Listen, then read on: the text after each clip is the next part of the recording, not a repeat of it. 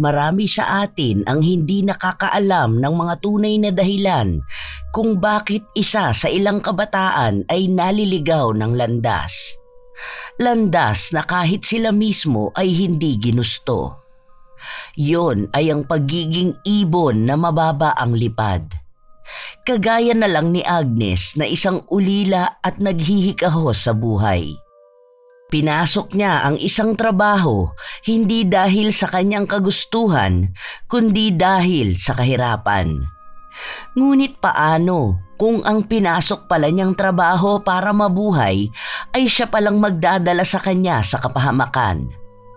Paano kung ang ganda na meron siya ang maging dahilan para kainggitan at kamuhian siya ng ibang katrabaho? Paano kung pagplanuhan siya ng mga ito na magiging sanhi para siya ay magahasa? Paano kung matuklasan niyang isa sa kanyang mga pinagkakatiwalaan ang isa sa mga lumapastangan sa kanya? Paano siya tatayong muli? Makukuha ba niya ang hustisyang nais niya o kakailanganin niyang gamitin ang sariling kamay para makamit ang nais? May tutulong ba sa kanya? Sabay-sabay nating pakinggan ang masaklap na kapalaran ng isang ginahasang GRO. Agnes? Agnes? Nandyan ka ba? Agnes? Hay, Kulugo. Ang ingay-ingay mo naman. Kulang na lang kung sa akin mong pinto ng bahay ah. Ang aga-aga mo na namang mambulabog. Nakalimutan mo na ba kung anong araw ngayon? Huwag mo na akong pag-isipin pa. Sabihin mo na lang kung ano meron. Birthday ko kaya. Bata pa lang tayo, magkaibigan na. Tapos, nakalimutan mo ang birthday ko? Ay sus, parang bata lang. Happy birthday, Kulugo. Ay naku, dahil nakalimutan mo ang birthday ko, dapat pumunta ka sa bahay mamayang 6:00. Oo naman oh. Kainan yata yun. Paniguradong nandun ako. Pero samahan mo muna ako mamili ng panghanda. Nang magkasundo ang magkaibigan ay magkasamang nagtungo ang mga ito sa talipapa para mamili ng panghanda ng binata. Lumipas pa ang ilang oras at nabili na nila ang lahat ng kakailanganin. Magkasamang nagpunta ang mga ito sa bahay ni Benji. Dahil sa magkaibigan at magkababata sila, ay nagpresenta na rin si Agnes na tutulong sa paghahanda ng pansit at pulutan. Tutulong na ako sa paghahanda para naman makabawi ako dahil nakalimutan kong birthday mo. Ang sweet naman ng kaibigan ko. Huwag mo na akong utuin. Simulan na natin para naman makaligo pa ako pagkatapos. Masaya pang nagbibiruan ang dalawa habang inaasikaso ang ihahanda. Sa paglipas ng oras ay magkatulong na gumalaw ang magkaibigan. Mag-aalas 3 na rin nang matapos silang magluto. Kaya naman nagpasya ang dalagang si Agnes na uuwi muna siya para maligo at babalik na lang siya ng 5:00. Pumayag naman si Benji dahil mag-aayos na rin ito ng sarili. Cora Bells na muna ako ha. Balik na lang ako mamaya. Maliligo lang ako. At ikaw, maligo na rin. Ang baho mo na, kadiri! Nang akmang sasagot pa si Benji, ay mabilis na tumalilis si Agnes pauwi sa kanyang bahay. Pagdating sa bahay ay kaagad na naligo ang dalaga. Umabot din ng mahigit 1 oras siyang naligo dahil na rin sa dami niyang seremonya sa banyo. Nang matapos na ay dumiretso na siya sa nag-iisang kwarto sa bahay na yon. Halos 1 oras din bago siya nakapili ng kanyang isusuot. Ito na nga lang leggings at crop top. Pasado 6:00 na nang makabalik siya sa bahay ni Benji. Inabutan na niya roon ang ilan sa kanilang mga kaibigan na nag-iinuman na. Masaya namang tumabi si Agnes sa binatang nagdidiwang ng kanyang kaarawan. Sa kalagitnaan ng kanilang kasiyahan ay biglang nagtanong ang mga kasama nila kung ano ang trabaho ni Agnes. Pilit namang ngumiti ang dalaga. Naghahanap pa nga lang ako eh. 1 buwan na akong walang trabaho. Pero nang sabihan ako, 2 months ago ni Ate Beth na hindi nawalan ito ng trabaho, wala pa rin ako mahanap. Ay nakakaloka. Kung hindi edad ko ang problema, ay ang natapos ko naman. Anong trabaho ba kasi ang ina-applyan mo? Kahit nga Tinder lang pinapatos ko na. Kaso ewan ko ba, hindi ako matanggap-tanggap. Sakto. Pwede kitang ipakilala kay Mr. Lou. Maganda ka naman at magaling makibagay. Paniguradong pasok ka kaagad. Mr. Lou? Yung in-check na may club? Diba? Oo, wag mo nang ituloy yung sasabihin mo. Pero hindi naman lahat ng babae ron na ilalabas ng customer. Nasa babae na yun kung papayag siyang magpa-bar fine. Sandaling napaisip si Agnes. Hindi niya nais ang ganoong uri ng trabaho. Kahit minsan ay hindi sumagi sa isip niya na pasukin ang pagbebenta ng aliw. Kahit pa nga batid niyang malaki ang kikitain niya roon. Ngunit tila may mahika ang mga dila ni Benji dahil hindi natapos ang kanilang inuman nang hindi siya napapayag nito. Ano? Napag-isipan mo na ba? Kahit pa table-table ka lang, panigurado na ang malaking tip mo. Plus may sahod ka pa. Pwede naman ako makiusap kay Mr. Lou na gawing lingguhan ng sahod mo. Isa pa, mabait naman si Mr. Lou kahit hindi halata sa mukha niya. Inom at table lang? Sigurado ka bang papayag si Mr. Lou na hindi ako magpapalabas? Oo nga. Hindi naman lahat ng babae doon na ilalabas. Marami ka rin katulad doon na hindi naman talaga ginagawang puhunan ng katawan. Alam mo yun, ganda at pakikipag-usap lang. Sige, basta hindi ako magpapalabas ha. Sumabay ka na sa akin bukas. Magsuot ka ng fitted na damit, tapos konting makeup.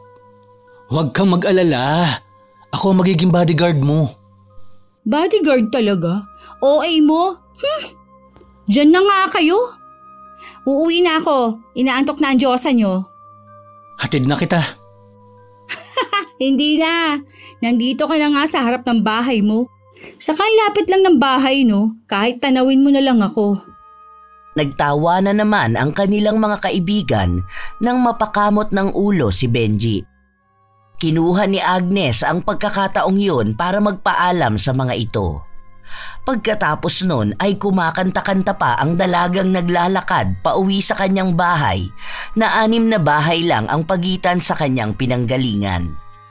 Pagka-uwi ay kaagad na nagpalit ng pantulog ang dalaga at humiga na sa kanyang kamang sakto lang sa isang tao.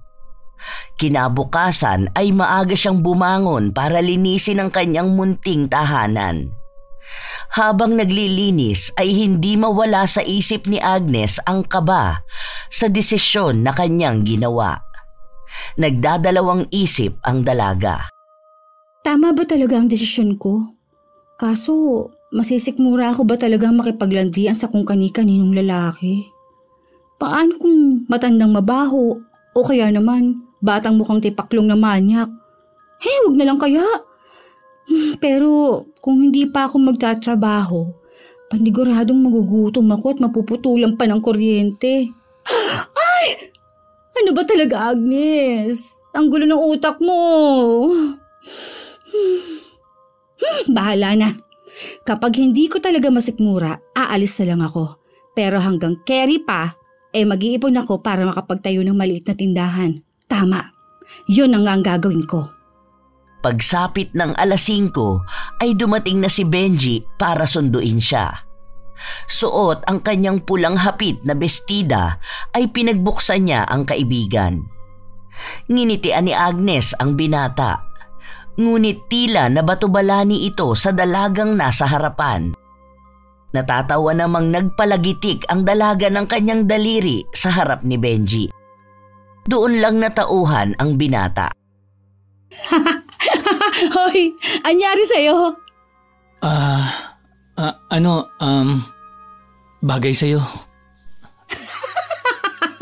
Halata nga. Tara na ha? Tara, paniguradong nandun na si Mr. Lou. Maaga nagpupunta yun sa club eh. Magkasamang nagpunta sa Paradise Club ang dalawa. Umabot din ng mahigit sa kalahating oras ang kanilang binyahe. Pagdating doon ay nakita ni Agnes na maraming mga babaeng pumapasok sa club na nakasuot lang ng mga hapit at maiiksing kasuotan. Ilang beses na bumuntong hininga ang dalaga bago sumama papasok kay Benji. Nang makapasok na sila sa loob ay mas lalong umatake ang kabang nararamdaman niya. Pero inisip na lang niya na kailangan niya ng trabaho. Kahit pangalabag sa kanyang kalooban. Mabibigat ang paang humakbang na sila palapit sa isang matandang lalaki na may katabaan. Nang makalapit sila ay kaagad na pukaw noon ang atensyon ni Mr. Lu, lalo na sa magandang si Agnes. Sir, good afternoon po. Ito po yung kaibigan ko na sinasabi ko po sa inyo na gustong pumasok dito. Aba, ikaw tama nga ha? Ganda hugis ang katawan at maging ang maliit na mukha. Panigurado dudumugin to. Sige, ikaw tanggap na. Basta ikaw dami dala customer sa akin ha. Ikaw panigurado bonus at komisyon. Ha? Tanggap na po ako? Oo naman. Ikaw ganda, sexy at mukhang mabait. Basta tanda mo lang ha. Huwag mo ko loko ha. Opo, maraming salamat po Mr. Lu. Sige na. Ikaw punta na sa likod para bihis damit. At saka dagdag ka rin makeup ha. Ikaw Benji, hatid mo siya. Sabi mo Lana, tulong bago. Opo, salamat po sir. Tumangulang si Agnes at nagpatangay na lang nang hatakin siya ni Benji papunta sa isang parte ng club. Doon ay nakilala niya ang sinasabing Lana ni Mr. Lu. Matangkad na babae ito, makapalang make-up, pero hindi maitatago ang angking ganda na taglay ng babae. Napangiti siya nang ipakilala siya ng kaibigan dito. Ate Lana, may bago tayo. Ikaw na daw po ang bahalang mag-ayos sa kanya, sabi ni boss. Bago? Aba, maganda ang batang ito ah. Saan mo naman napulot ito? Kaibigan ko, taga sa amin din. Sige na, umalis ka na. Ako nang bahala sa kanya. Nang makaalis si Benji, ay kaagad na inabutan ni Lana ng isang makintab na body-hugging dress si Agnes. Mabilis namang nagpalit ng damit ang dalaga. Nang makapagbihis na ay pinaupo siya ng babae sa harap ng salamin. Pagkaupo pa lang ay binura na ni Lana ang makeup niya bago muling lagyan ng panibago. Nang matapos na ay tumayo si Agnes at humarap sa babae. Inilahad ang kanyang kamay at nagpakilala rito. Hello po, ako pala si Agnes. Ikaw po ate? Ano pong pangalan mo? Lana, yung isa namang maliit na yun si Aryan. Yung tawa ng tawa naman, si Abby. Sinabi pa ni Lana ang pangalan ng lahat ng babaeng naroroon. Nakangiti man ay hindi niya natatandaan ang lahat ng pangalan ng 10 pang babae. Ilang saglit pa ay may isang lalaki na sumungaw ang ulo sa pinto at sinabihan silang maghanda na dahil may mga VIP na dumating. Napalunok ng laway si Agnes nang marinig yun. Lalo na nang marinig niya ang kanya-kanyang hagik-gikan ng mga babaeng naroroon. Napansin naman ni Lana ang reaksyon niyang yon. Umamin ka nga, first time mo bang pumasok sa ganitong trabaho? Opo, kailangan ko lang po talaga ng trabaho eh. Ulila na po kasi ako at nahinto na sa pag-aaral. Hindi ko naman tinatanong kung may magulang ka pa. Ang iba rito ulila na rin. Ang iba naman, mga nag-iskapo sa malupit na kamag-anak. Kaya huwag kang pabebe dito. Opo. Isa pa nga pala, gusto kong itatak mo sa utak mo na baguhan ka lang. Teritoryo ko to, kaya wag na wag kang magbibida-bida. Naintindihan mo? Hindi na nakasagot pa si Agnes. Bumuntong hininga na lang siya at muling umupo sa upuang nasa harapan ng salamin. Nang makaupo ay pinakatitigan niya ang kanyang mukha. Bagamat makapal ang kanyang make-up ay hindi pa rin naitago ang napakaganda niyang mukha. Napangiti na lang siya at nag-isip na lang ng positibo. Itinatak na lang niya sa kanyang isip na panandalian lang ang kanyang pagtitiis. Dahil sa oras na sapat na ang kanyang naipon, ay kaagad siyang aalis sa trabahong yun at magtatayo na lang ng tindahan. Nasa ganoong pag-iisip siya nang bigla na lang siyang kalabitin ni Lana. "Hoy, bingi ka ba? Kanina ka pa tinatawag ah. Nasa labas na si Mr. Lu, may ipapaasikasong VIP sa'yo." "Tse, maganda nga, boba naman." Pasensya na po. "Bilisan mo! Bawal ang makupad dito!" Impyerna! Nahihiyang tumayo si Agnes at mabilis na lumabas sa dressing room. Paglabas niya ay inabutan niya si Mr. Lu sa labas na may malaking ngiti sa kanyang mga labi. Tiningnan pa siya ng matandang matabang inchik simula ulo hanggang paa at pabalik-balik. Tumagal pa nga ang mga mata nito sa may bandang dibdib ng dalaga na nagpaasiwa kay Agnes. Mr. Lu, pinapatawag niyo daw po ako. Oo.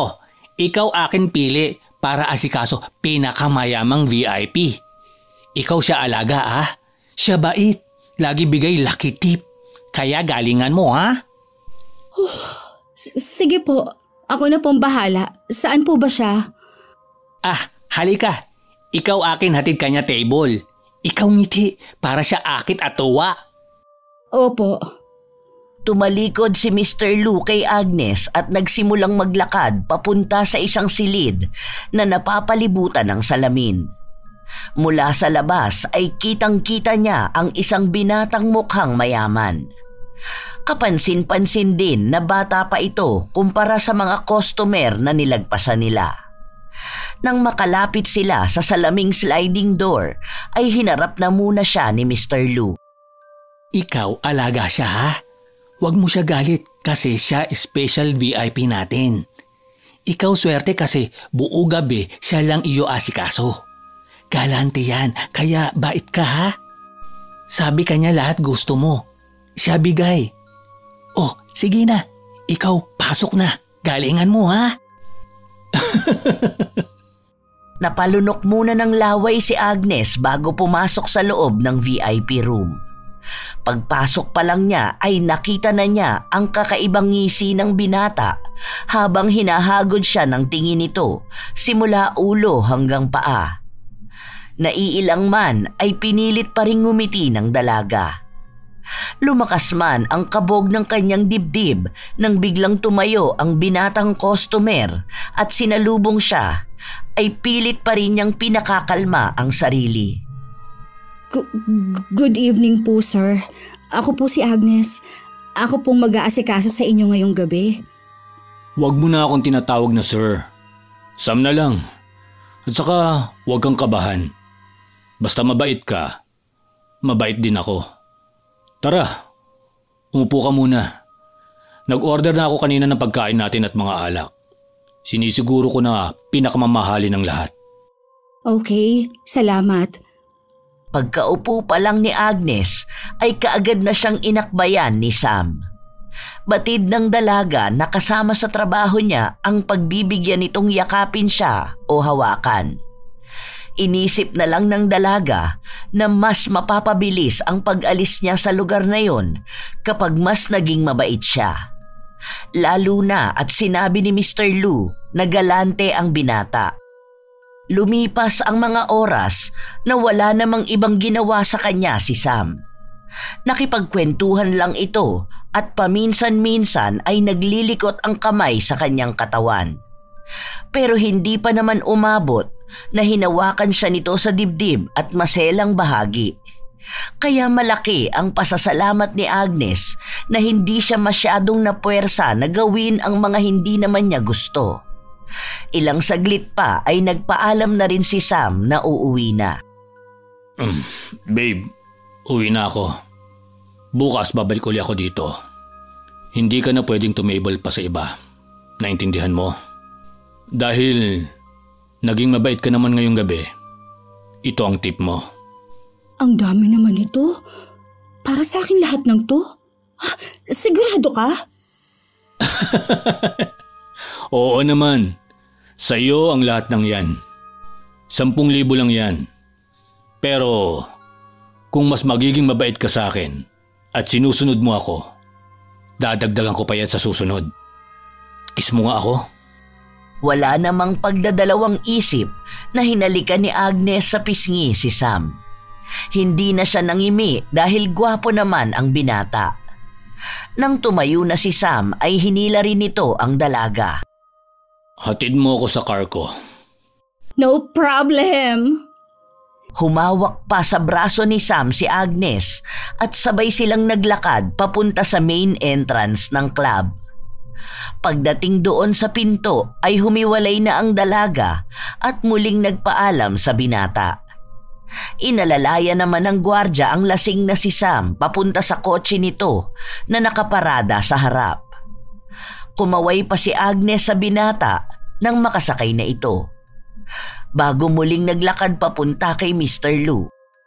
Nang makalapit na ay sinabi niya lang sa boss na okay na, umalis na si Sam. Kaagad namang nag-utos sa isang waiter ang inchik na linisin na ang VIP room. Pagkatapos nun ay bumalik na siya sa dressing room. Pagbalik doon ay kaagad siyang nagpalit ng kanyang damit. Nang matapos ng magbihis ay nilapitan siya ni Lana.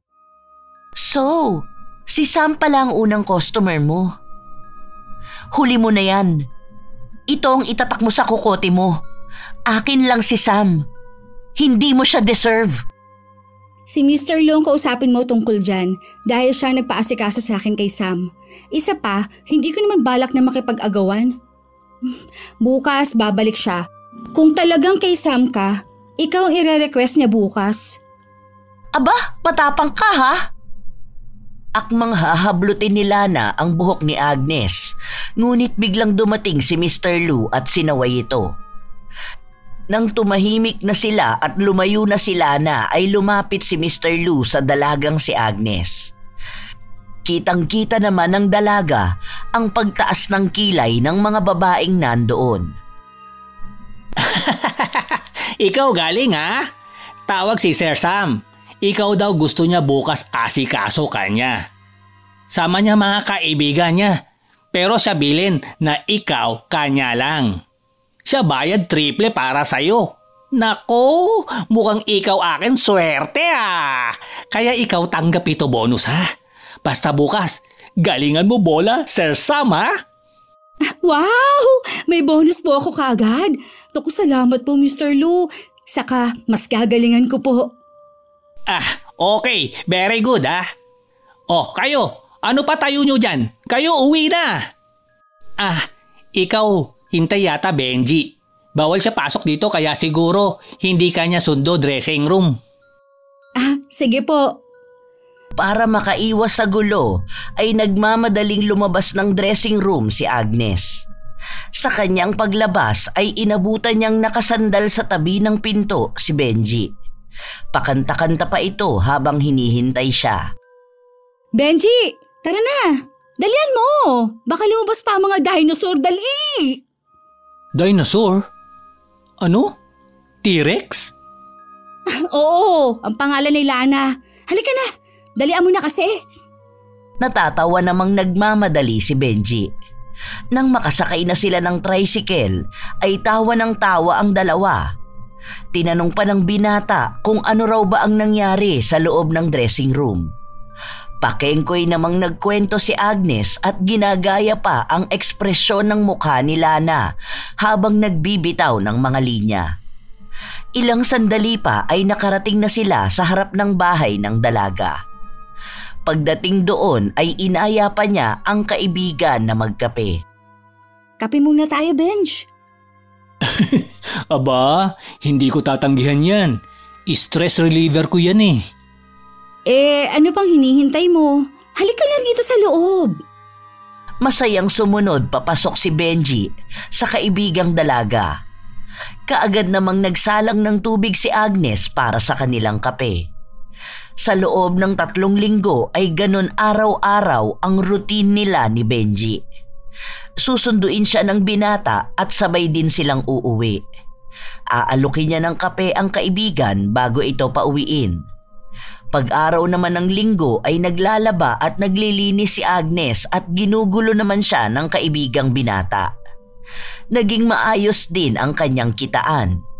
Bukod kasi sa malaking magbigay ng tip si Sam, ay lingguhang nakakakuha pa siya ng sahod at bonus kay Mr. Lou. Masaya rin siya sa kanyang pinapasukan kahit pa nga madalas siyang asarin at sungitan ng ibang mga kasamahang babae. Ngunit iba ng araw na yon. Pagpasok ay sinalubong siya ni Lana nang may ngiti sa labi. Hi Agnes! Mabuti naman at dumating ka na. Birthday ko kasi bukas. Di ba day off? I-invite sana kita na pumunta dito sa club bukas ng 7:00. Naisip ko kasi na dito na lang mag-celebrate. Okay lang ba? Iniimbitahan mo ko? May sakit ka ba, Ate Lana? Ano ka ba? Para na tayo magkakapatid dito sa club. Pagpasensyahan mo na lang sana ako kung nagsusungit ako ng mga nakaraan. Sign na yata ng pagtanda ko ang pagtataray at pagsusungit. Pero sana hindi kita na-offend dati. Pasensya ka na talaga ha? Sige po. Pupunta po ako bukas. Kaya pala pinapapasok si Benji bukas. Ikaw na talaga, Ate Lan. Naman, ako yata ang pinakamatagal dito. Kaya marami na rin akong naiakyat na pera sa club. Isa pa, ako ang pinaka-pinagkakatiwalaan ni Mr. Lou. Sige po, siguradong dadalo po ako. Akin na po ang cake, Ate Lana. Salamat, ang bait mo talaga. Sige po, Ate Lana, mag-aayos na po muna ako. Para pagdating ni Sir Sam hindi na ako mataranta sa pagme-makeup. Go! Masaya namang tinungo ni Agnes ang harap ng salamin at naglagay ng makeup. Lingid sa kanyang kaalaman ay may malademonyong ngiti si Lana habang titig na titig sa kanya. Nang matapos mag-makeup ay tinanggal niya ang pagkakatali ng kanyang buhok at hinayaan itong nakalugay. Ilang sandali pa ay ipinatawag na si Agnes. Tumayo naman kaagad ang dalaga at tinungo ang VIP room. Doon ay nadatnan niyang may ibang kasama si Sam. Pero hindi na lang niya pinagtuunan ng pansin yun. Lumakad siya palapit sa binata at mabilis na humalik sa pisngi nito.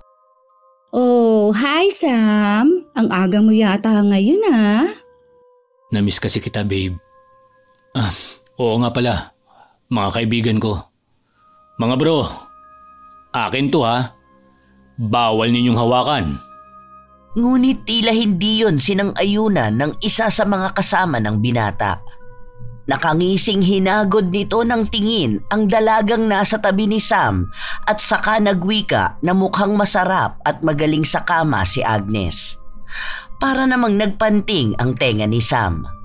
Walang ano-ano ay bigla itong tumayo at galit na sinipa sa mukha ang kasama. Nagulat naman si Agnes sa inasta ng binata. Ngunit mas nagulantang siya nang lapitan ng binata ang kasama at saka walang tigil na pinagsusuntok. Habang ang dalawa pa ay tumatawa lang sa isang tabi. Kaya naman naglakas loob si Agnes na awatin si Sam. Sam, tama na! Tama na! Baka mapatay mo pang kaibigan mo! Sira ulo to Babastusin ka pa sa harapan ko. Pasalamat ka, inawat ako ng babe ko. Dahil kung hindi, sisiguraduhin ko na ididiretso kita sa sementeryo. Tama na yan! Halika na dito sa tabi ko. Uminom na lang tayo. Basta para sa'yo, babe. Nakita mo ba yung ginawa ko? Walang sino man ang pwedeng bumastos at humawak sa'yo. Maliban sa akin. Bigla namang kinabahan si Agnes sa mga salitang binitawan ni Sam. Ngunit hindi niya yon ipinahalata. Ang ginawa na lang niya ay iniba ang usapan at inilayo sa nangyari kani-kanina lang. Makakahinga na sana ng maluwag ang dalaga nang bigla na lang maglabas ng isang pouch si Sam na may lamang foil at isang supot na may lamang tila droga. Habang ang isa namang kasama nito ay may inilabas na parang glass tube at lighter. Ano yan? Pampagana lang ito, babe. Ngayon ko lang ba nakakita ng ganito? Gusto mo bang subukan? Ano? Hindi, ayoko. Iihi muna ako. Sige, babe. Take your time. Dito lang ako. Magva-vitamins na muna ako. Dahil sa kaba at takot na nararamdaman ay mabilis na lumabas si Agnes. Pero hindi siya sa banyo dumiretso, kundi kay Mr. Lou na nasa harap ng bar counter. Oh, Agnes! Anong yari sa'yo? Ikaw mukha kain asim mangga. Ikaw putla. Ayos lang ba pakiramdam mo? Masama pong pakiramdam ko eh. Magpapaalam po sana ako kung pwede po akong umuwi na. Ay, nahihilo po ako at masakit po ang buong katawan ko. Ah, nako. Ikaw hindi pwede magkasakit.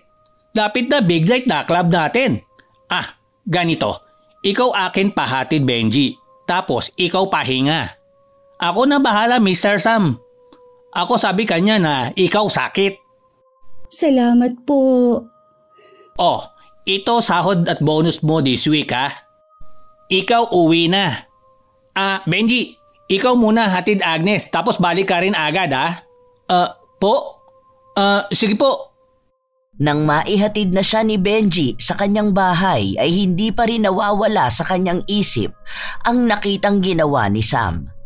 Maging ang paglalabas nito ng mga parapernalya. Hindi niya lubos maisip na gumagamit pala ito ng ipinagbabawal na gamot.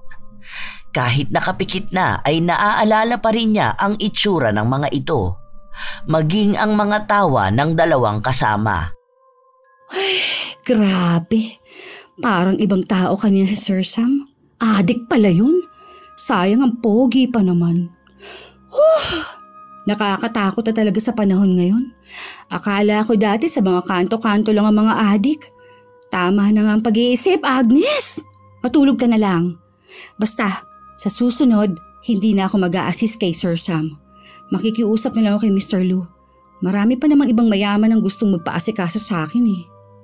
Kinabukasan, eksaktong 7:00 ay pumasok siya sa club.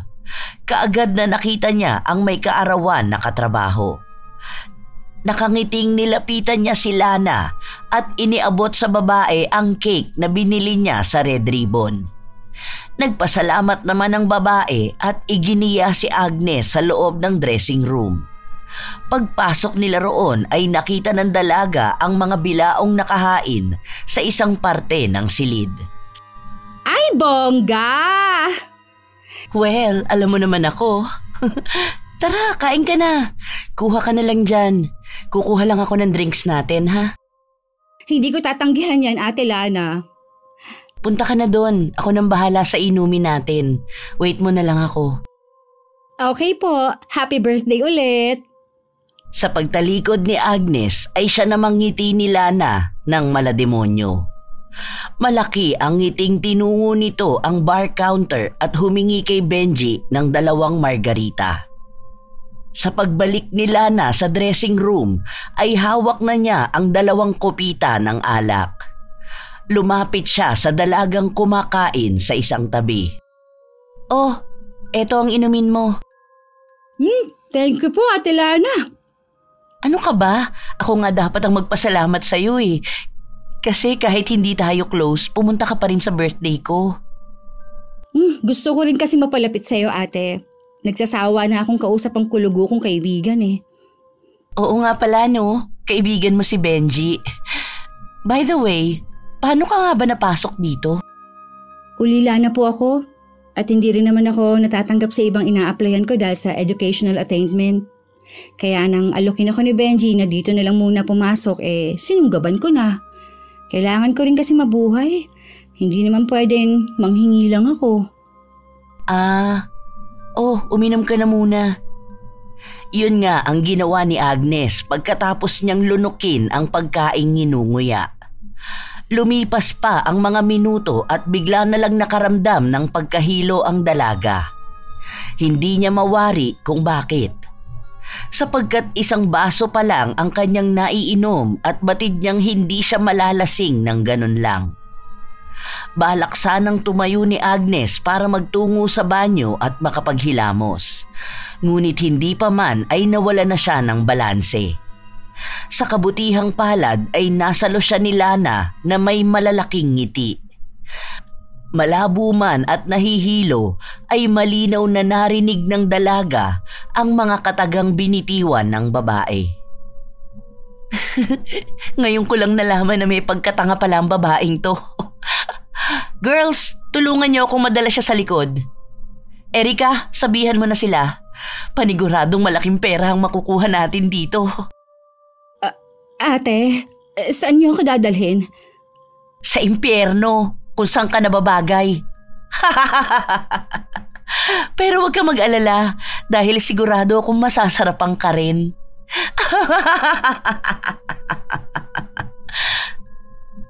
Bago pa man mailabas si Agnes sa likod ng club ay nawala na siya ng malay.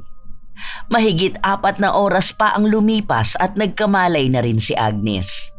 Ngunit dama niya ang pananakit ng kanyang buong katawan, lalo na ang kanyang maselang bahagi. Ilang minuto na nakatulala lang siya at parang wala sa sarili. Nang matauhan ay doon lang niya napagtanto ang nangyari sa kanya. Masakit man ang katawan ay pinilit na bumangon ni Agnes. Nang makaupo na siya ay nalaman niyang nasa loob siya ng isang hotel room. Ano ba talagang nangyari?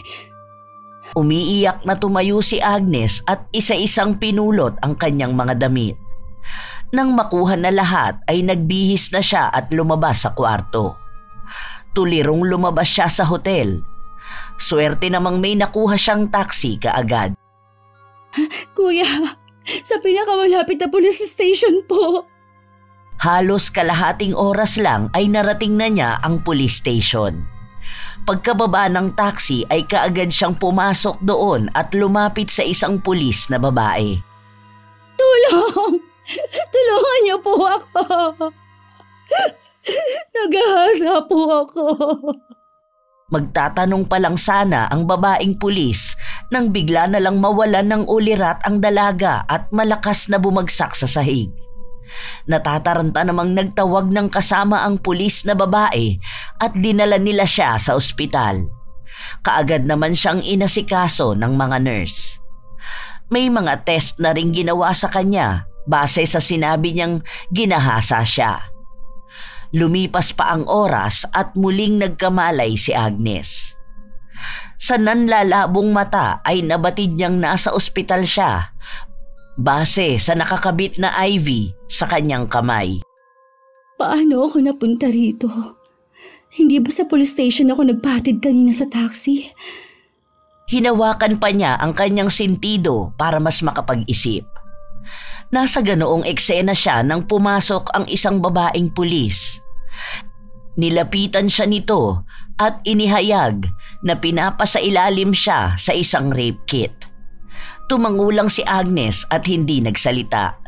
Kaya naman para makakuha ng impormasyon ang pulis na babae ay walang gatol itong nagtanong sa kanya. Ang alam ko lang, umattend ako ng birthday ng kasamahan ko sa club. Kumakain pa nga ako ng pansit nang lapitan ako ni Ate Lana at inabutan ng isang kopitang margarita. Pagkatapos po noon, nakaramdam ako ng pagkahilo. Inalalayan pa nga po ako ni Ate Lana. Tama, si Ate Lana ang may kagagawa na nangyari sa akin. Inihayag din ni Agnes ang natatandaan niyang mga sinabi ni Lana nang alalayan siya nito. Dahil doon ay kaagad na nagpaimbestiga ang babaeng pulis. Lumipas pa ang mga araw at nakalabas na ng ospital si Agnes. Dahil sa nangyari sa kanya ay maghapon lang siyang nakakulong sa bahay. Kung lalabas man ay nakasuot siya ng maluwag na jogging pants at hoodie. Nagsusuot din siya ng salamin sa mata. Isang araw ng Martes ay nakatanggap ng tawag ang dalaga tungkol sa investigasyon ng mga pulis. Ayon sa babaeng pulis, hindi pa nila natatagpuan si Lana dahil hindi na ito nagtatrabaho sa club na sinabi niya. Ganun po ba? Sige po, balitaan niyo na lang po ako. Nang matapos ang pag-uusap ay naisipan ni Agnes na buksan ang kanyang social media account. Doon ay maraming notification siyang natanggap. Karamihan ay mga mention sa isang post. Dala ng kuryosidad ay pinindot niya yon at tiningnan kung ano ang post. Para siyang pinagsakluban ng langit at lupa nang makita ang video na nakamention siya. Isa yung video kung saan ay madilim pero maaaninag ang mukha ng babaeng walang malay na pinaglalaruan ng 3 lalaki.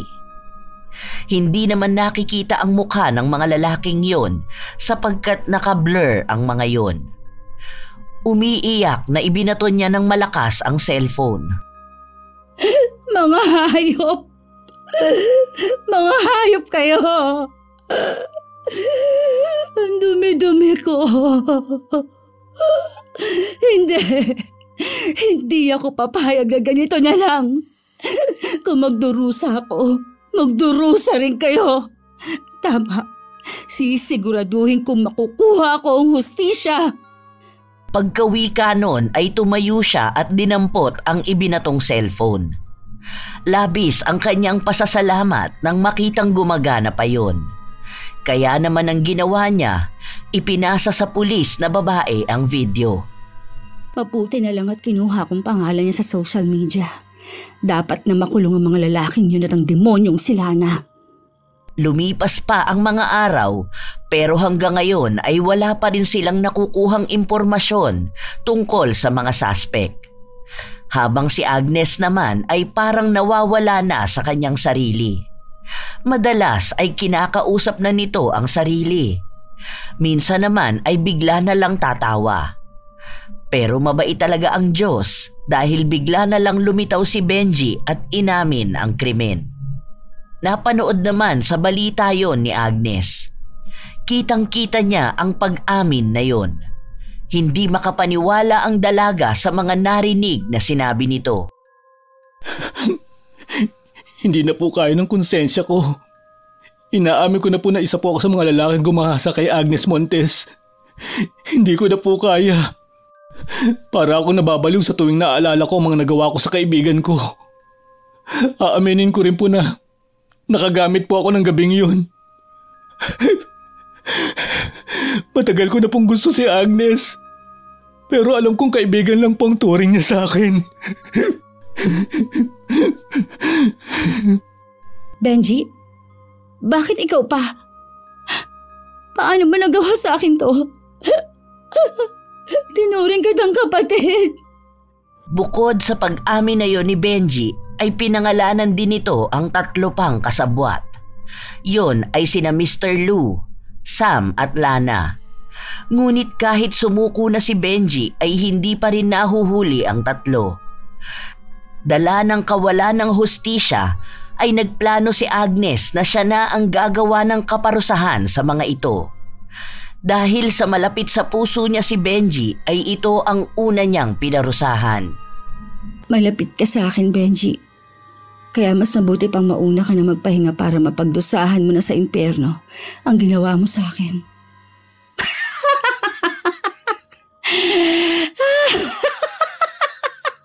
Mabuti na lang at dating miyembro ng isang kulto sila inay bago kami lumipat dito.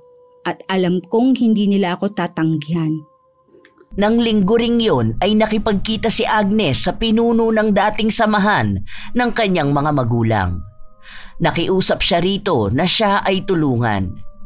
Hindi naman napahiya ang dalaga. Ilang detalye lang ang hiningi nito sa kanya. Gusto kong mabilisan lang ang pagkamatay ni Benji. Dapat mamatay siya kagad. Lagyan mo po ng makamandag na ahas ang kanyang katawan. Sumang-ayon naman ang pinuno. Nang gabi ring yun ay isinagawa nito ang napag-usapan nila ni Agnes. Dinasalan niya muna ang litratong galing sa dalaga bago ito tinaniman ng ahas sa loob ng katawan. Ilang araw lang ang lumipas at naibalita sa TV ang nangyari kay Benji. Ayon pa sa reporter ay kalunos-lunos ang itsura nito. Nagkulay ube ang balat. Ayon pa sa nag-eksamin ay namatay ito dahil sa nakakalasong kamandag ng ahas. Pero labis ang pagtataka ng media dahil ayon sa pulis ay wala silang natagpo ang ahas sa loob ng kulungan at kahit anong indikasyong natuklaw nga ito. Nang mga oras na yon ay masayang pinapanood ni Agnes ang balita. Pasensyahan tayo. Mukhang Karma talaga ang pangalan ko at hindi Agnes. Ay, dapat kasi naging matapat ka na lang na kaibigan ko. Ay, nagsisimula pa lang ako. Pagkatapos ng pangyayaring yun kay Benji, ay marami ang nagbibigay ng kani-kanilang komento. May mga naaawa sa binata, pero mas marami ang natuwa at sinabing kinarma ito sa kanyang ginawa. Dala ng pagkainip ay muling nakipagkita si Agnes sa pinuno ng dating samahan. Sa kanilang pagkikita ay may kahilingan si Agnes. Gusto ko po talagang matuto. Gusto ko po na sa kamay ko sila magdusa. Sana po, pagbigyan ninyo ako. Gusto ko po talagang matuto. Hindi kaagad sumagot ang pinuno. Pinag-isipan muna nito ang isasagot sa dalaga. Kahit pa nga kitang-kita sa mga mata ni Agnes ang determinasyon. Determinasyong gumanti. Naiintindihan naman ng pinuno ang nararamdaman ng dalaga, kaya pinapunta niya ito sa kanilang kuta. Salamat po. Maraming salamat po, pinuno. Hindi ko na po talaga mahintay ang paggalaw ng mga pulis kaya kailangan ko ng kumilos. Sa loob po ba ng 1 buwan, matututo na po ako? Tumango naman ang tinawag niyang pinuno. Ipinaliwanag sa kanya nito na maaaring mag-focus lang siya sa gusto niyang parusang ihain sa kanyang babarangin. Masaya namang nagpahayag ang dalaga na sasama na ito sa pinuno. Dahil bago pa man niya sabihin ang kanyang pakay, ay nakapaghanda na siya ng kanyang mga gamit na dadalhin. Sasama na po ako sa inyo ngayon. May ipon po ako at handa po ako magbigay sa samahan para sa pagtanggap ninyo sa akin. Nang araw ding yon, bumiyahe sila papunta sa Bulacan, kung nasaan ang kuta ng samahang gumagamit ng itim na mahika. Pagdating pa lang doon ay kaagad nang sinimulang turuan si Agnes sa paggamit ng mahikang makakapanakit. Lumipas pa ang 1 buwan ng pag-aaral, puyat at pagod. Sa wakas ay natutunan na ni Agnes ang kanyang gustong matutunan. Yon ay ang pangbabarang. Sa kanyang pagbalik sa Maynila ay hindi inaasahang napadaan siya sa club na dati niyang pinapasukan. Kunot ang noong lumakad siya at pumasok doon. Pagkapasok pa lang ay nakita na niya si Mr. Lu. Nanginginig ang kanyang kalamnan nang mapagtantong namumuhay ng normal ang isa sa kriminal na bumaboy sa kanya. Mr. Lu! Oh, Agnes! Ikaw ba gusto trabaho uli akin? Ikaw gawa ko reyna dito, club. Hayop ka! Hayop ka, matanda ka! Ha? Ang baboy-baboy mo! Bakit hindi ka pa nakakulong? Aba, ikaw na nga pasok dito. Ikaw pa gulo. Ako offer na nga sa'yo trabaho kahit ikaw dumi babae. Ako yaman. Kaya ko bayad pulis para hindi ako huli.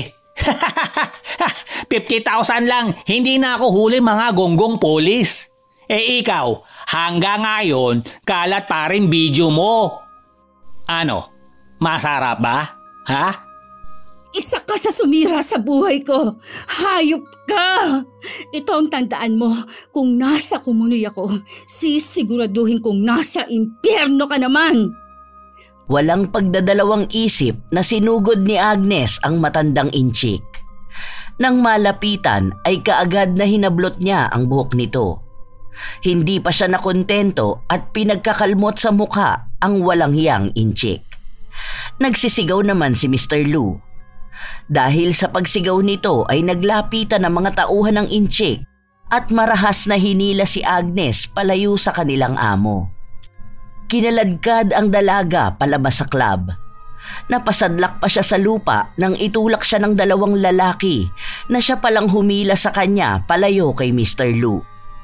Nang makatayo ay balak pa sanang sumugod muli ng dalaga pero pinagsarhan na siya ng pinto. Kaya kinalampag-kalampag niya ang pinto habang nagsisisigaw. Buksan niyo to!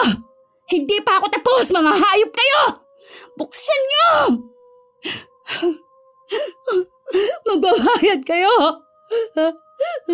Isinusumpa ko! Sisiguraduhin kong kahit demonyo, matatakot sa sasapitin mo! Nang gabing yun ay hindi na nga nagsayang ng oras si Agnes at sinimula na ang kanyang natutunan. Gamit ang buhok at laman na nakuha niya nang sugurin kanina ang inchik.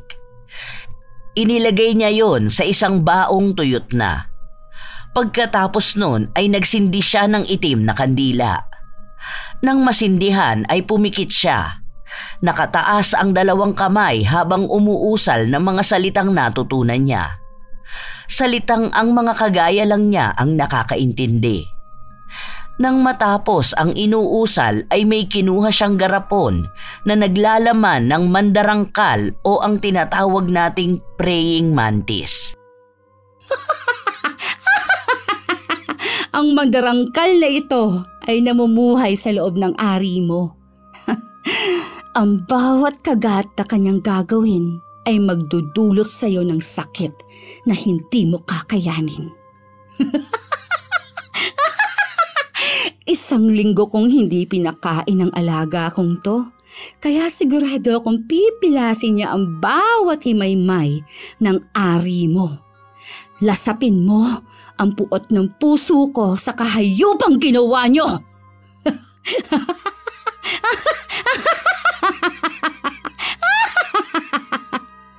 Matapos sabihin yun, binuksan niya ang garapon at inilagay doon ang mga laman at buhok na nakuha kay Mr. Lu.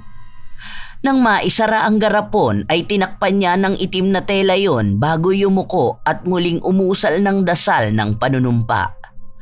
Pagkatapos ng kanyang ginawa ay masayang humiga si Agnes at natulog. Habang si Mr. Lu naman na abala sa kanyang club ay bigla na lang nakaramdam ng kakaiba sa kanyang ari. Nagtatakang nagtungo siya sa banyo sa pag-aakalang naiihi lang siya. Pero laking gulat niya na sa kanyang pag-ihi ay hindi klarong likido ang lumabas sa kanya kundi kulay dugo. Nahintakutan ang matandang inchik kaya naman nagmamadaling lumabas ng banyo. Pagkalabas ay tinungo niya ang kanyang kotse at nagmamadaling nagmaneho papuntang ospital. Pero hindi pa man siya nakakalayo sa club ay may kakaibang sakit na siyang nararamdaman sa kanyang ari. Aray ko, ano nangyayari sa akin? Lintik na. Ako yata sakit na. Kailangan makapunta na ako ospital hanggat kaya ko pati isakit. Aray ko!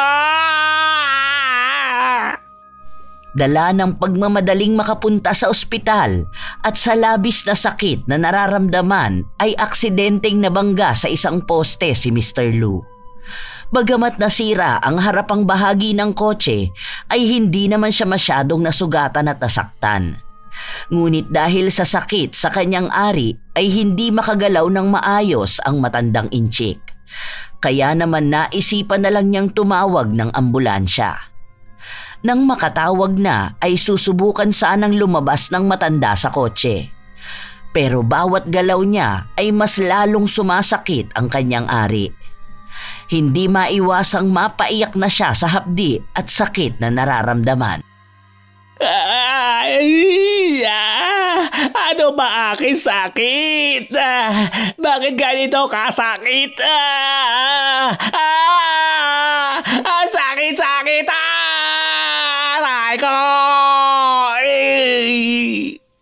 Dahil sa sakit na nararamdaman ay nawala ng ulirat ang matandang inchik. Eksakto namang dumating na ang mga rescuer na kanyang tinawagan at dali-dali siyang dinala sa ospital. Lumipas ang mga oras hanggang sa maiayos na ang matanda sa isang pribadong silid sa ospital. Nang imulat niya ang kanyang mga mata, ay pinakiramdaman niya ang kanyang sarili. Nang wala ng sakit na nararamdaman ay bigla siyang napatawa. Buti na lang ako tawag rescue. Pati sakit, nawala. Ngunit panandalian lang ang tuwang yon. Dahil sa pagpasok ng isang doktor ay nagbigay ito ng isang masamang balita. Ayon sa doktor ay namamaga ang kanyang ari at may nakita silang insekto sa loob nun. Labis na nagulat si Mr. Lu. Ha? Ano? Ano insekto? Ako ba loko mo? Paano mangyayari yun? Tell me! Muli ay nagpaliwanag ang doktor.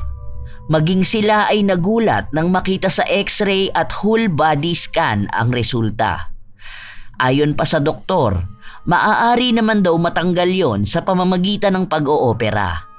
Pero wala silang kasiguraduhan kung kakayanin ng matanda ang operasyon. Nagbigay din ang doktor ng suhestyon na maaari ring putulin ang kanyang ari dahil infected na ito at hindi na kailanman magagamit sa mga sexual na aktibidad. Galit namang sinagot ni Mr. Lu ang doktor. Ano? Ikaw doktor, ako bayad malaki. Tapos ikaw sabi sa akin na wala na sila akit ari. Sira ba o lubo? Kung ikaw kaya... Aray! Ang sakit! Hindi na natapos ni Mr. Lu ang kanyang sasabihin nang muli ay maramdaman niya ang sakit sa kanyang ari na parang pinipilas yun. Kaagad namang tinurukan ng pampakalma ng doktor sa kanyang IV line. Ilang sandali pa ay nahulog sa pagkakatulog ang matandang inchik. Dahil walang makuhang sagot sa pasyente, ay kaagad na nag-utos ang doktor sa isang nurse na kontakin ang pamilya ni Mr. Lu para mapag-usapan ang kalagayan ng matanda. Ilang oras lang ang lumipas at dumating ang anak ng matanda. Nang sabihin dito ng doktor ang kalagayan nito at tungkol sa opsyon na gagawin, ay mas pinili ng anak na tanggalin na lang ang ari ni Mr. Lu. Ayon pa sa anak, ay kung yon ang mas makapagpapahaba ng buhay ng ama, yon ang gawin. Kaagad na isinagawa ng doktor ang operasyon. Nang matanggal na nila ang ari ng matanda, ay ibinalik ito sa kanyang silid. Magdamag namang nagbantay ang kanyang anak. Habang si Agnes naman ay masiglang-masigla simula ng magising. Sigurado akong namimilipit ka na sa sakit. Mamimili ka lang naman Mr. Lu. Puputulin o puputulin? Kahit pa ipaputol mo ang ari mo, hindi pa rin aalis sa iyong katawan ng aking alaga. Paniguradong lumipat lang yon. Wala na akong pakialam kung ano pang dadanasin mo. Pero kailangan ko ng kumilos para hanapin si Sam. Habang nagkakape ay ginamit niya ang kanyang social media para mahanap ang lalaki. Hindi naman siya nahirapan dahil madali lang palang hanapin si Sam. Bukod sa mayaman nito ay kilala rin pala ang pamilya ng binata bilang isa sa pinakamayamang mga negosyante sa larangan ng mga local brand na pasalubong. Nang makita yon ay kaagad niyang pinadalhan ng mensahe ang binata. Hello, Sam. Naaalala mo pa ba ako? Si Agnes ito. Hindi ko alam kung bakit parang hinahanap kita sa mga nangyayari sa akin ngayon.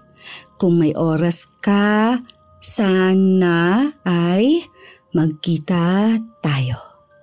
Mabilis namang nag-scene ang binata. Natatawa pa si Agnes nang makita ang 3 dot na gumagalaw matapos masin ang kanyang mensahe. Ilang segundo lang ay nakatanggap na kaagad ng sagot si Agnes. Mas lalong lumakas ang tawa niya nang pumayag na makipagkita ang lalaki at nagsabi pa nga ito ng lugar. Napangisi pa ang dalaga nang mapagtantong ang lugar na sinabi ni Sam ay ang hotel kung saan siya binaboy ng mga ito. Mukhang umaayon sa akin ang pagkakataon na. Ay, napakadaling basahin ng mga katulad ninyo, Sam. Dahil napakinabangan naman kita noon, hindi na kita masyadong pahihirapan pa. Pero sisiguraduhin kong magkakasama na kayo sa impyerno ng kaibigan kong si Benji. Nang gabi ngang yon ay nagpunta si Agnes sa hotel na sinabi ni Sam. Nakita niya kaagad ang binata sa lobby.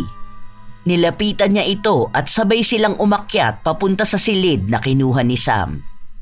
Pagpasok pa lang sa hotel room ay sinunggaban kaagad ni Sam si Agnes. Nandidiri man ay pilit na ngumiti ang dalaga. At para mas maging natural ay pinigilan niya muna ang kamay nito na humihimas sa kanyang matambok na puwet. Sandali lang. Kumain na muna tayo, nagugutom na ako eh. Kailangan pa ba yun? Oo naman, para akong dessert mo. Ayaw mo ba? Sige na nga. Basta ikaw ang dessert ko ha. Wait lang. At magpapadala ako ng pagkain dito. Ngumiti naman si Agnes sa harap ng binata. Ngunit sa pagtalikod ni Sam ay nabura yun. Napalitan ng matatalim na tingin ang ngiti kanina lang. Naglakad si Agnes papunta sa banyo. Nang makapasok na ay dumiretso siya sa lababo. Doon ay inilagay niya ang kanyang bag. Mula roon ay may tali siyang inilabas. Dinasalan niya ng panandalian yon bago inilagay sa kanyang bulsa. Pagkatapos nun ay lumabas na siya. Inabutan niyang sumisinghot si Sam. Napapikit na lang si Agnes sa nakikita. Nagpakawala muna siya ng malalim na buntong hininga bago nilapitan ng lalaki. Nginitian lang siya nito. Lumipas pa ang ilang minuto at pinagsasaluhan na nila ang pagkain na inorder ni Sam. Ang dami namang pagkain. Mauubos ba natin to? Pwede mo namang iuwi mamaya ang matitira. Basta kumain ka lang para may lakas ka mamaya.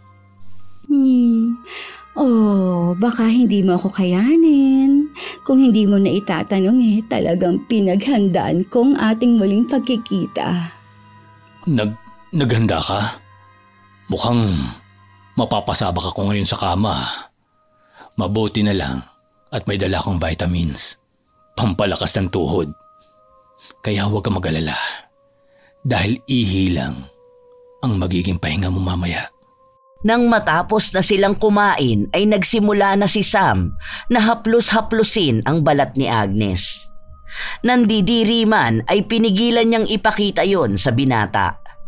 Magdadahilan pa sana siya nang bigla na lang siyang buhati ni Sam at dahan-dahang ibinaba sa kama. Nagmamadaling naghubad si Sam.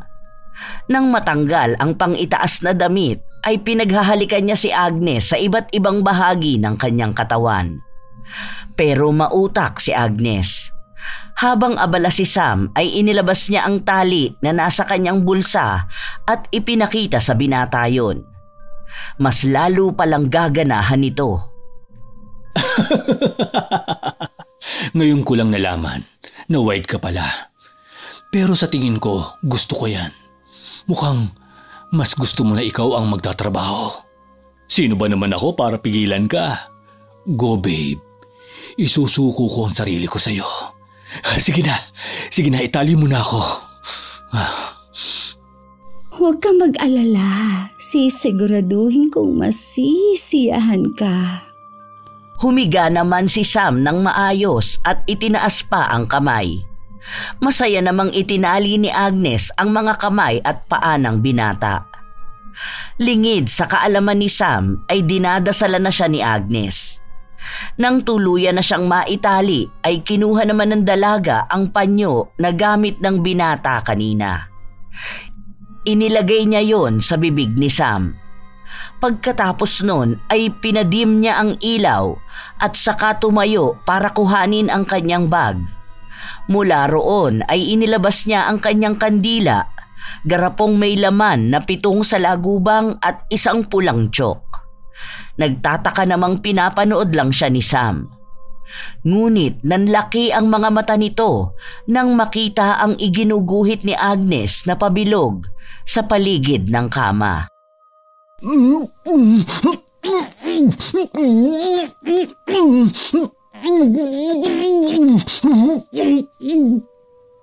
Natatakot ka na ba?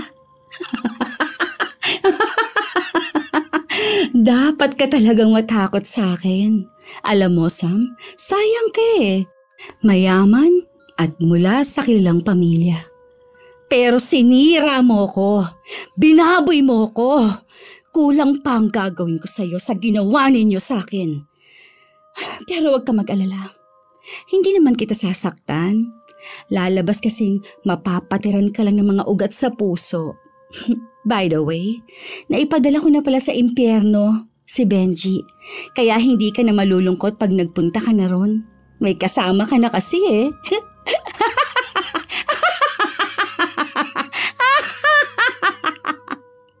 Panay ungol naman si Sam habang isinasagawa ni Agnes ang kanyang ritual para sa binata. Habang dinadasalan ang binatang nakatali, ay isa-isang inilalagay ng dalaga ang salagubang sa ibabaw ng dibdib ni Sam. Napangiti dahil sa kamanghaan si Agnes nang makitang gumalaw ang mga salagubang at bumuo ng hugis na bilog sa banda kung nasaan ang puso ni Sam. Panay naman ang pagpupumiglas ni Sam. Ngunit kahit anong galaw ang gawin niya, ay hindi natitinag ang mga salagubang. Huwag ka nang pumalag. Wala ka rin namang magagawa eh. Tapos na ang ritual. Ilang sandali na lang, magsasama na kayo ni Benji. Hindi nga nagkamali si Agnes. Dahil ilang minuto lang ang lumipas ay nangisay na si Sam. Ilang segundo rin yun nagtagal. Nang makita yon ng dalaga ay inayos na niya ang kanyang ibang gamit. Ilang saglit pa ay hindi na humihinga si Sam. Masayang-masaya namang lumapit ang dalaga sa katawan ng binata. Muli ay kinuha niya ang garapon at itinapat yon sa gilid ng nakapabilog na mga salagubang. Isa-isa namang bumalik ang mga ito sa garapon. Pagkatapos nun ay isinara na niya ang garapon at hinalikan yun. Ang galing talaga ninyo! Pagkatapos nun ay inilagay na niya ang garapon sa bag. Tinanggal na rin niya ang tali ni Sam. Nang maiayos na ang lahat ay saka siya tumalilis ng alis. Kinabukasan ay naibalita kaagad ang nangyari kay Sam. Ayon sa balita ay nakita ito ng room service. Sinubukan pa di umanong isugod ito sa ospital. Pero diniklara ng dead on arrival ang binata. Dahil sa hindi matanggap ng pamilya na basta na lang namatay ang anak, ay ipina-autopsy ang bangkay. Ngunit gumuho ang mundo ng mga ito nang malamang ang ikinamatay ng binata ay dahil sa sobrang paggamit ng droga.